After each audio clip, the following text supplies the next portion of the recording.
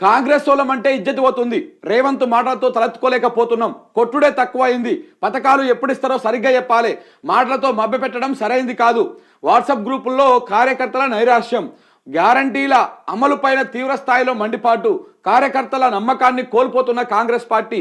మరోవైపు అధికారులపైన ఇందిరమ్మ కమిటీల పెత్తనం. జాబితాలో పేరు ఎందుకు లేదంటూ చంపుతామని బెదిరింపులు. చర్చనీయాంశంగా మారిన ఇందిరమ్మ కమిటీల వ్యవహారం. ఏ పార్టీకైనా కార్యకర్తలే బలగం. వాళ్లకు దన్నుగా నిలబడితే, ఆత్మవిశ్వాసం కల్పిస్తే తిరిగే ఉండదు. వాళ్ళు చేసే ప్రచారమే ప్రజలకు త్వరగా చేరువవుతుంది. కాంగ్రెస్ పార్టీకి ఇప్పుడు ఆ కార్యకర్తల బలమే లేకుండా పోయే పరిస్థితులు కనబడతా ఉన్నాయి. క్షేత్రస్థాయిలో జనం నుంచి వ్యక్తమవుతున్న వ్యతిరేకత దానికి కారణంగా కనిపిస్తోంది. రేవంత్ సర్కార్ తీరుతో తల ఎత్తుకోలేకపోతున్నామంటూ స్వయంగా కార్యకర్తలే వాపోతున్నారంటే గ్రామాల్లో ఆ పార్టీ పరిస్థితి అర్థం చేసుకోవచ్చు. 6 గ్యారంటీల అమలులో తీవ్ర జాప్యంతో జనం నిలదీస్తుంటే సమాధానం చెప్పుకోలేకపోతున్నామని పార్టీ వాట్సాప్ గ్రూపులలో ఆవేదన వెలుబుస్తున్నారు. రైతు బంధు ఎప్పుడు వస్తుందని, రేషన్ కార్డు ఏమైందని అడుగుతుంటే తమ దగ్గర జవాబు లేక నేలచూపులు చూడవచ్చు వస్తుందని చెప్పేసి కార్యకర్తలు చెప్తా ఉన్నారు. నేను మొదటి నుంచి చెప్తానే ఉన్నా, కాంగ్రెస్ కార్యకర్తల పరిస్థితి చాలా దారుణంగా ఉన్నది.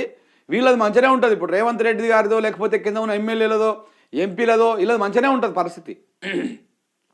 కానీ ఇబ్బంది పడేది కింద ఉన్నటువంటి కార్యకర్త. ఎందుకంటే వాళ్ళే కదా ఓట్లు వేయించేది, మెజారిటీగా ఓట్లు వేయించేది వాళ్ళే. సో కాబట్టి వాళ్ళే ఇబ్బందులు పడుతూ ఉంటారు. ఇప్పుడు పరిస్థితి కూడా అలాదే ఉన్నది. ఇప్పుడు ఈ 4 పథకాల అమలు గురించి బాగా చర్చ నడుస్తూ ఉంది. ఆ మండలానికి ఒక ఊరు తీసుకొని చర్చ చేస్తారు కదా. మండలానికి ఒక ఊర్లో ఇంప్లిమెంటేషన్ చేస్తేనే ఆ ఊర్లో ఉన్నటువంటి కాంగ్రెస్ కార్యకర్తల పరిస్థితి చాలా దయనీయంగా ఉన్నది. వాడు కండువా వేసుకొని తిరిగేటువంటి పరిస్థితి లేదు. ఎందుకంటే ఏమైందా నువ్వు చెప్తివి అప్పుడు 4,000 పింఛన్ అంటివి, ఎక్కడ పోయింది 4,000 పింఛను? 2 లక్షల రుణమాఫీ అని మస్తు చెప్తి వచ్చి ఇంటికి వచ్చి అవేవో 6 గ్యారంటీలని కార్డులు ఇస్తేవి. ఇప్పుడు అవన్నీ ఏం చేసుకోవాలి? నీ పింఛన్ ఎక్కడ వాయా, ఇవెక్కడ వాయా అని చెప్పేసి ఎమ్మెల్యేని అడగారు డైరెక్ట్గా ప్రజలు. ఆ ఎమ్మెల్యేకి ఓట్లు వేయించినటువంటి కింద ఉన్నటువంటి కాంగ్రెస్ కార్యకర్తలు అడుగుతారు. ఆ కాంగ్రెస్ కార్యకర్తల పరిస్థితి చాలా దారుణంగా తయారైంది. ఇప్పుడు ఎమ్మెల్యేని చేస్తాడు, వస్తాడు, ఇట్లా ఊపుతాడు, పోతాడు.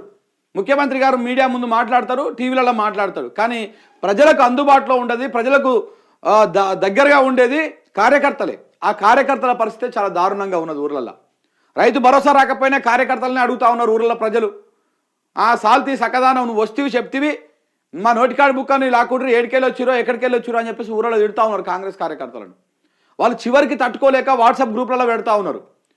ఎందుకు సార్ రేవంత్ రెడ్డి గారు మాట్లాడే మాటల వల్ల మేము మా ఊర్లలో తలెత్తుకోలేకపోతున్నాము, మేము కాంగ్రెస్ పార్టీ అని చెప్పుకోలేకపోతున్నాము. ఆయన అన్నీ చెప్పుకుంటూ పోతా ఉన్నాడు కానీ ఏ పని చేస్తలేడు.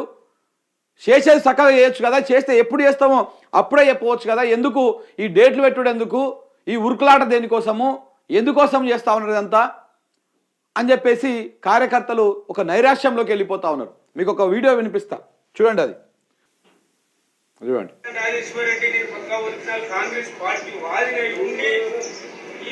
ఈ పార్టీ ఏ విధంగా మాటిచ్చిందో ఆ మాట ప్రకారంగా సరే కొంచెం అటు ఇటు అయినా కానీ కూడా రైతులు కూడా ఇప్పటిదాకా ఏమనలేదు. ఎందుకంటే 1-2 అబద్ధాలు అనేది కాదు. ఈ ఇయర్ అవుతుంది, డిసెంబర్ 9 తారీఖు నాడు అన్నారు. ఆ 9 మరో డిసెంబర్ వచ్చినట్టు ఈ ఓటర్లల్లో మాలాంటి వాళ్ళని, మా కాంగ్రెస్ పార్టీ కార్యకర్తల్ని కొట్టంది తక్కువ అవుతుంది. కొట్టంది తక్కువ ఏమో నిలబడి రక్తం మీద నిలబడి చాలా మాట్లాడుతుంది. నీ రైతు బంధు ఏది, నీ రుణమాఫీ ఏది, పేదవాళ్ళకి ఇచ్చేది ఏదైతే ఉపాధి పనికి పేదవాళ్ళు పోయే వాళ్ళు వాళ్ళకి 12,000 రూపాయలు అనేది ఎవరెవరు అనేది డిక్లరేషన్ కూడా లేదు. మీ మంచి చేసిన చెప్తే ఈ శిశుడు చెడు కూడా నేను కాంగ్రెస్ పార్టీ కాదంటలేను. కానీ ఎందుకంటే ఓటర్లల్లా ఓడిపోయిన పోతే దయచేసి మాకు వశపడతలేదు, తిట్లు అవుడవుతుంది. అది అర్థమవుతుంది కదా. ఈ ముక్కని ఇవాళ నుంచి కాదు, ఎప్పటి నుంచో చెప్తా ఉన్నా, కాంగ్రెస్ కార్యకర్తలారా మీ వల్లనే మీకే ప్రాబ్లం అవుతుంది. పైన గెలిచినటువంటి ఎమ్మెల్యే మంచిగానే ఉంటాడు, పైన గెలిచినటువంటి మంత్రి మంచిగానే ఉంటాడు, వాళ్ళ పైన ఉన్న ముఖ్యమంత్రి మంచిగానే ఉంటాడు. ఊర్లలో తిరగలేకపోతారు, మీరు కండువా కప్పుకొని తిరగలేకపోతారని మొదటి నుంచి చెప్తానే ఉన్నా. అయినా కానీ ఎంపీ ఎన్నికలలో అట్లనే ఓట్లు వేయించారు మీరు. ఇప్పుడు చివరికి ప్రజలు మీరు చెప్పినట్టు విన్నారు. ఇప్పుడు ప్రజలకు ఏది రాకపోయేసరికి అడిగేది ఎవరిని? ఓట్లు వేయించేటువంటి వీళ్ళనే అడుగుతా ఉన్నారు. ఆయన ఏమంటా ఉన్నాడు, బజార్లో పోలేకపోతా ఉన్నా, పోతుంటే అడుగుతుంటే తలెత్తుకోలేకపోతా ఉన్నాం, ఆయన చెప్పే మాట చూడండి ఇగో. ఇటువంటి అబద్ధాలు అంటూ కాకపోతే ఇంకా 2-3 నెలల దాకా మొత్తం డబ్బులు ఇచ్చి కాదంటే ఏదన్నా తాగుతారు. కానీ కాకపోతే రేపు వచ్చే ఎల్లుండి వచ్చే రాత్రి 12 గంటలు దాటిందంటే టన్ మనీ టిన్ మనీ ఇటువంటి కాదండి. రేవంత్ రెడ్డి గారు 2-3 నెలలు కాదంటే కూడా ఆగుంటారు కదా. ఏదైతే 18,042 కోట్లు రుణమాఫీ ఇచ్చినవో ఒక్కసారి 2,727 కోట్లు ఇచ్చినవో ఇంకా రానటువంటిది 50 లక్షల మంది ఇంకా 10,000 కోట్లు కూడా దాని మీద రైతులు అంత కష్టపడుతున్నారు. దాని మీద కూడా వేచిస్తున్నారు. ఇవాళ వచ్చిన వాళ్ళకు ఎందుకు వచ్చిందని మేము అడుగుతలేరు. రానుల పరిస్థితి ఎందుకు చూస్తలేరు? గైడెన్స్ మీద కింది బాగోళ్ళు కూడా ఇస్తలేరా? మరి మీరు చూస్తలేరా? మీడియా మిత్రులు కూడా ఎన్ని కవర్లు చేస్తున్నారు, ఎంత చూస్తున్నారు మీకు అన్ని తెలుసుండి కూడా ఇటువంటి అబద్ధాలు అనేది తెలిసి సద్దు. ఇంకా ఏదున్నా కానీ రేవంత్ రెడ్డి గారి దగ్గరికి కూడా మంత్రులు కానివ్వండి, ఎమ్మెల్యేలు కానివ్వండి, ఎమ్మెల్సీలు కానివ్వండి వచ్చే రేవంత్ రెడ్డి దృష్టికి తీసుకుపోయి దయచేసి అది వాళ్ళు ఏం చెప్తున్నారు, వాళ్ళేం తిడతలేరు, వాళ్ళేం కొడతలేరు. రేవంత్ రెడ్డి గారు మీరు అబద్ధాలు చెప్పకండి, దయచేసి అబద్ధాలు చెప్పకండి. అబద్ధాలు చెప్పడం వల్ల చాలా ప్రాబ్లం అవుతా ఉన్నది, మేము ఊరలో తలెత్తుకోలేకపోతా ఉన్నాం అని చెప్తా ఉన్నారు. అందుకే ఈ వార్తను తీసుకోవడం జరిగింది ప్రధానంగా. ఇప్పటికి కూడా గుర్తుపెట్టుకోండి, కాంగ్రెస్ పార్టీ కార్యకర్తలారా మీకే ప్రాబ్లం, మీ ఎమ్మెల్యేకి ఏం ప్రాబ్లం లేదు. మీ ఎమ్మెల్యే వస్తుంటే ఎమ్మెల్యే చుట్టుముట్టు ఒక 50 మంది వస్తారు. ఆయన నువ్వు గెలవడానికే గగనం, ఓట్లేస్తేందుకు మాత్రం నీ ఇంటికి వస్తాడు, నీ ఇంటికాడ కూర్చుంటాడు, షాయ్ చేస్తాడు. తమ్మి ఎట్టెట్టా మనకి ఏమేమి ఓట్లు పడతాయి, ఎంతమంది ఉన్నారు, మన కులపోలు ఎంతమంది, అవతలోళ్ళు ఎంతమంది, వీళ్ళు ఎంతమంది, వాళ్ళు ఎంతమంది, ఇవన్నీ ముచ్చట్లు చెప్తాడు ఓట్లప్పుడు. కానీ ఓట్లు అయిపోయిన తర్వాత ఇగో ఇట్లా ఉంటుంది పరిస్థితి. ఓట్లు అయిపోయిన తర్వాత ఇట్లా ఉంటుంది. ఆ ఎమ్మెల్యే కలవాడు, ఆ ఇచ్చినటువంటి హామీలు నెరవేరవు. ప్రభుత్వం ఏమో రోజుకో మాట చెప్పుకుంటూ పోతుంది. రేవంత్ రెడ్డి గారేమో ఇవాళ రాత్రి 10-12 తర్వాత టకీ అని పడతాయని ఆయన చెప్తాడు. ఇగో ఈయనేమో టకీ లేదు, టకా లేదు, ఏది లేదు సారు. మీరు ఇట్లా అబద్ధాలు చెప్పకూరి, కావాలంటే ఇంకో 2 నెలలు 3 నెలలు ఆపుర్రి, ఏం కాదు, మా దగ్గర పైసలు లేవో 3 నెలల దాకా మేము ఇవ్వమని చెప్పుర్రి, మేము అర్థం చేసుకుంటాము. కానీ ఇట్లా అబద్ధాలు చెప్పకూరి అని చెప్పేసి వీళ్ళు వేరే పార్టీ వాళ్ళు కాదు, స్వయంగా కాంగ్రెస్ పార్టీ కార్యకర్తలే. వాళ్ళు క్లియర్ చెప్తా ఉన్నారు. మీకు చేత కాకపోతే ఒక 2-3 నెలలు మేము ఇయ్యలేమో అని క్లారిటీగా చెప్పండి, అంతేగాని ఇట్లా మీరు అబద్ధాలు చెప్పడం వల్ల చాలా సమస్య వస్తూ ఉన్నది, ఇబ్బంది అవుతూ ఉన్నది, మేము ఊరలా తలెత్తుకోలేకపోతా ఉన్నామని వారు చెప్తా ఉన్నారు. ఇంతకంటే ఇంకేం కావాలి ప్రూఫ్ ప్రభుత్వానికి కానీ ఇటు ప్రజలకు కానీ? కాంగ్రెస్ ఏం చేయట్లేదు.